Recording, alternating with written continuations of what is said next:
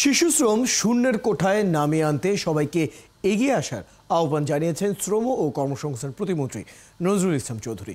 নির্দিষ্ট কোনো মন্ত্রণালয় নয়, সবার সম্মিলিত প্রচেষ্টা ছাড়া শিশু শ্রম নির্মূল সম্ভব নয় বলে জানান তিনি। বুধবার শ্রম ও কর্মসংস্থান মন্ত্রণালয়ের আয়োজনে শিশু শ্রম নিরসন কর্মশালায় এসব কথা বলেন তিনি।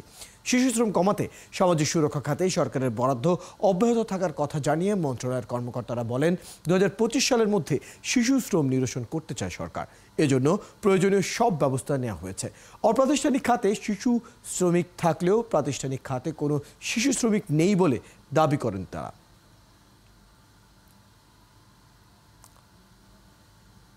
কোন পরিবারে শিশু শ্রম আছে তাদেরকে অ্যাড্রেস করে যদি ওই সহায়তাগুলো তাদেরকে দিয়ে ওই শিশুকে যদি স্কুলে পাঠাবার গ্রান্টি দেয় তাহলে এটি একটু কাজ করবে।